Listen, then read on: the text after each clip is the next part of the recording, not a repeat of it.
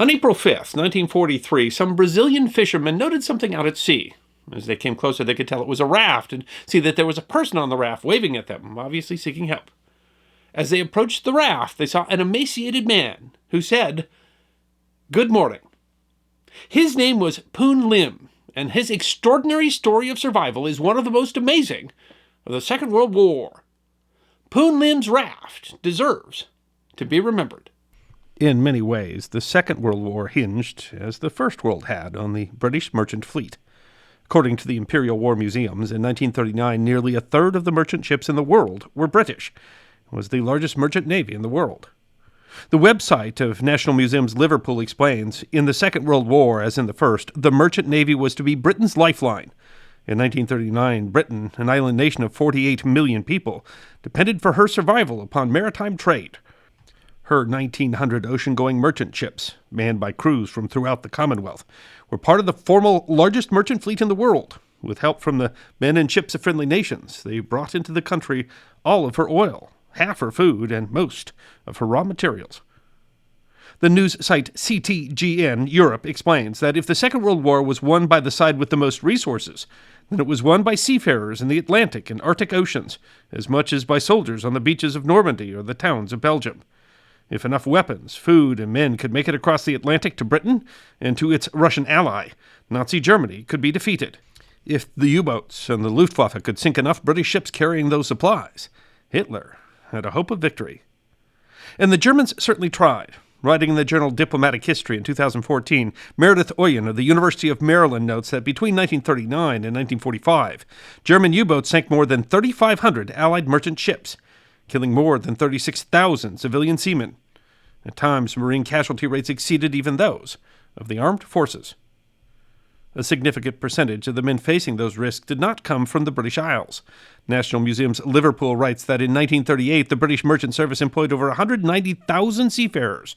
Of those, over 130,000 were British residents, and 50,000 Indian and Chinese. The war brought in new stresses. Not only was the merchant navy taking losses, but thousands of its sailors were joining the Royal Navy. CTGN writes, but with many of its own sailors fighting in the Royal Navy, Britain needed thousands of mariners from across the world to crew the vital merchant ships. Many came from the British Empire, but more than 1 in 7 of the men who braved the U-boats, storms, and freezing conditions was Chinese.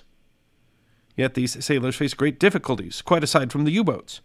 Chinese sailors were paid approximately 1/3 what a British seaman was paid and did not receive the war risk bonus, otherwise known as the danger money, that British seamen received in time of war.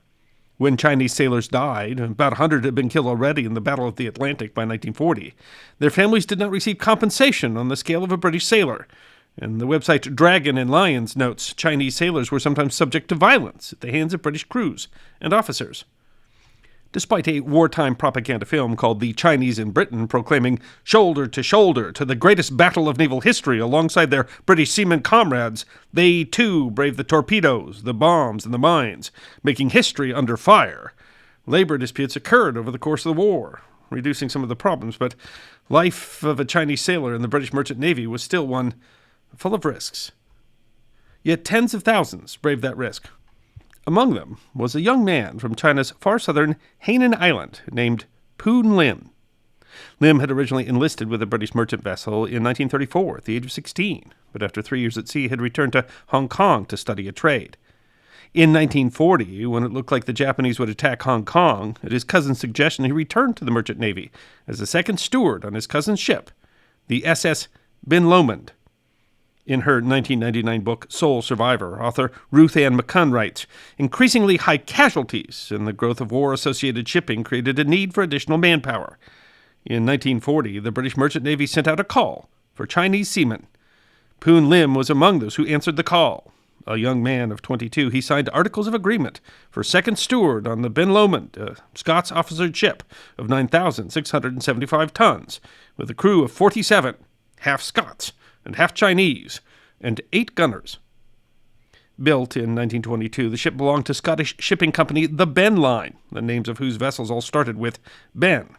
In late 1942, Ben Lomond was sailing from Port Said in Egypt to New York via Cape Town, South Africa, and Paramaribo, Dutch Guiana, under the command of her master, a Scotsman named John Mall. She left Cape Town in ballast, due to pick up cargo at Paramaribo. The ship was armed with a 4-inch gun for defense, but was traveling unescorted. The voyage was without incident until November 23rd. The Melbourne, Australia Age wrote in 1960, "For 12 days the Ben Lomond sailed under course for Paramaribo, Dutch Guiana, but on the 13th day, when she was about 750 miles from the mouth of the Amazon, she was sighted by a lurking submarine." The submarine was the Type 9C U-boat U-172, under the command of Captain Lieutenant Carl Emmerman. The boat was on its third war patrol, having already scored a significant success sinking the troopship SS Orcades on October 10th. The U-172 struck the Ben Lomond while submerged. There was no warning before the 2 torpedoes struck. Poon Lim had been about to start his duties when the first torpedo struck. McCunn writes, "The ship lurched, slamming him across the engineer steward's bunk. Then she heeled sharply, flinging him onto the deck. Ashtray, bedding, and mattress tumbled after him, and he heard a great creaking and thrashing of gear.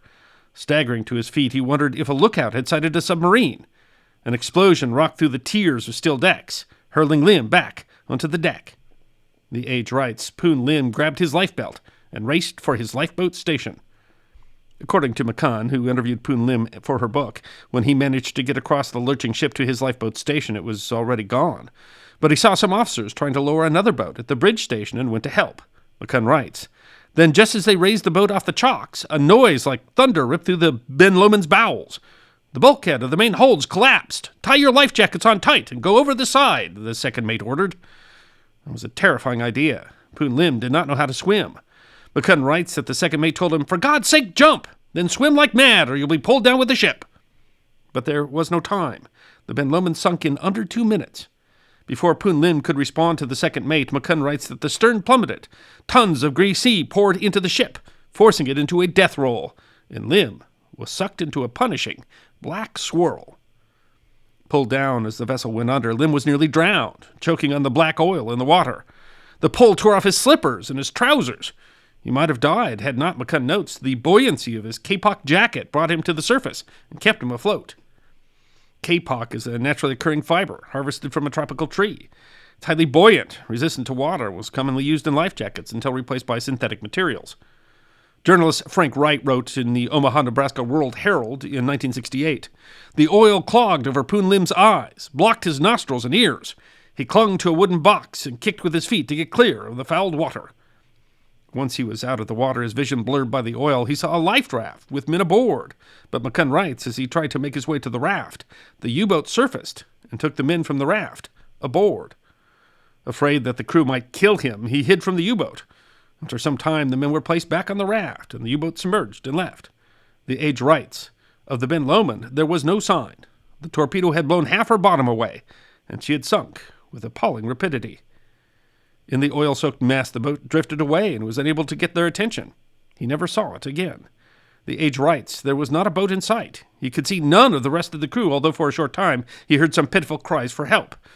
Then there was an eerie silence." The Chicago Tribune wrote in May 1943, "For an hour the steward swam until he sighted an unoccupied life raft and climbed aboard." The raft that he found was a Carley float, patented by American Horace Carley in 1903. The Carley float used a copper or steel tube that was a foot or more in diameter, bent into an oval ring. The tube was then covered with Kpop and covered with waterproof canvas. The Carley raft had advantages over traditional lifeboats and inflatable rafts. Unlike a lifeboat, it was light and could simply be thrown overboard, rather than having to be lowered by a rope mechanism. But it was more durable than notably fragile inflatable rafts, and it did not have to be inflated. It simply could be stored on a deck or mounted against any open surface. It floated as well on either side. But Carley floats were open to the weather and left the risk that men aboard might die of exposure. Wright writes that it was 6 feet square and of standard design, with a container, fore and aft. The raft had been supplied with, the Age writes, 6 boxes of hardtack, 2 pounds of chocolate, 10 small cans of pemmican, 1 bottle of lime juice, 5 cans of evaporated milk, and 10 gallons of water. The stores were, the Tribune writes, meant to sustain several men for a short period. In addition, the raft carried 2 paddles, some rope, a flashlight, and some signal flares. It was far from perfect. The floor of the raft was made from wooden slats, and the water splashed through. It was an uncomfortable way to sleep, but if he tried to sleep on top of the float, which would keep him out of the water, he ran the risk of falling off in his sleep into the ocean, and he couldn't swim. He lost his pants, but managed, the age writes, to make a sort of sarong out of a burlap bag. Then, the age writes, the weary, lonely hours stretched into days.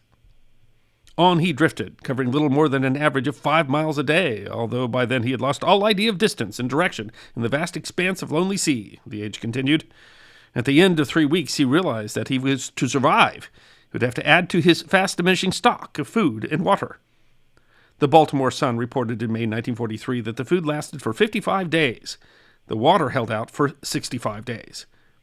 He took apart his life jacket, as risky as that was, and used the canvas to make an awning that both protected him from the sun and could collect rainwater. He spread the Kpop from the life jacket on the floor of the raft, and when it rained, the Kpop would soak up the water, which he could then wring out into a container.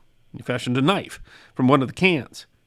He fashioned a fishhook from some wire in the flashlight, and then a larger one from a nail pulled from the planking on the raft floor. He first used some biscuit as bait, and when he caught a small fish, he cut it into strips and caught a larger one. He then used the entrails from that fish to catch more. He cut the fish into strips and dried it in the sun. Wright writes that, using this method, he was seldom without fish during his marathon ordeal at sea. The Chicago Tribune writes that he kept account of time by counting the days from the time the moon was full.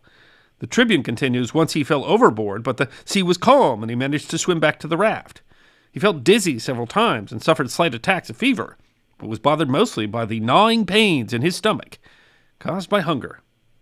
The Miami, Florida News reported in May 1943 that when asked how he passed the time, Poon Lim said that he sang native folk songs. Most of the time, however, he said he just made his mind blank or slept. The Age writes that the thing he most feared now was insanity. He saw several ships, but none recognized his flares. Maybe they didn't see him, or maybe they feared that it was a U-boat trap, as they were known to use flares to get ships to slow down. And there were times when there was no rain. The Age writes, after 100 days, his water supply was nil because there had been no rain for nearly a week. For the next 5 days, Poon Lim knew the tortures of thirst before the rain came down again in equatorial torrents. Wright writes that sometimes when there was no rain, he lowered a tin into the sea and waited for hours while the humidity in the air condensed within the tin and dribbled down the sides into the bottom. The Age reports that now and again seabirds settled on his raft, and using phenomenal patience and self-control, Poon Lim managed to catch some. But the Age continues, the days passed with maddening slowness, but Poon Lim drifted on and on, his body becoming blacker, his frame thinner, his spirit unconquerable. Then the Chicago Tribune reports, after 128 days, Poon Lim saw the outline of land many miles away, but he couldn't maneuver his raft towards it. A plane flew low overhead, enough to make it clear that it had seen him, but the plane flew off and didn't return. The Miami News reported that the pilot later told him that he had sighted the raft at sea, had flown back to find food to drop for him, but had been unable to find the raft when he returned. Finally, Wright writes, when Poon Lim awoke on the sunny morning of April 5th, 1943, his 133rd day on the raft, he saw a forest-covered shore, and in the foreground a fleet of small Brazilian fishing boats. One of them sailed towards his raft. In the boat were 3 women and 4 men. Then, showing how unconquerable his spirit was, he greeted them. "Good morning," he said. While it was initially reported that he had been adrift for 131 days, it was officially determined that he'd actually been adrift for 133 days, which the Miami News noted broke the previous record for drifting in a raft by about 50 days. And yet, despite his ordeal when the fishing boat arrived on shore, he was able to climb onto dry land under his own strength. He was taken to a hospital. It took him 45 days to recover. When he was told that he had broken the record for days adrift in a life raft, he said, "I hope no one ever has to break that record." And while since a few people have survived longer on disabled boats, to this day, no one has broken Poon Lim's record for days adrift in a life raft. As to the men that he had seen alive on a lifeboat from the Ben Lomond after it had sunk, they were never rescued. It's not clear who it was that had survived long enough to be interrogated by the Germans, but he was the only survivor of the Ben Lomond that was ever found. Poon Lim became a bit of a celebrity. He was given the British Empire Medal by King George VI, and he traveled around the world telling his stories and teaching survival skills. He decided to relocate to the United States, eventually became a citizen, and passed away in 1991 in Brooklyn, New York, at the age of 72. I hope you enjoyed this episode of The History Guy. Check out our community on thehistoryguyguild.locals.com, our webpage at thehistoryguy.com, and our merchandise at teespring.com, or book a special message from The History Guy on Cameo. And if you'd like more episodes on Forgotten History, all you have to do is subscribe.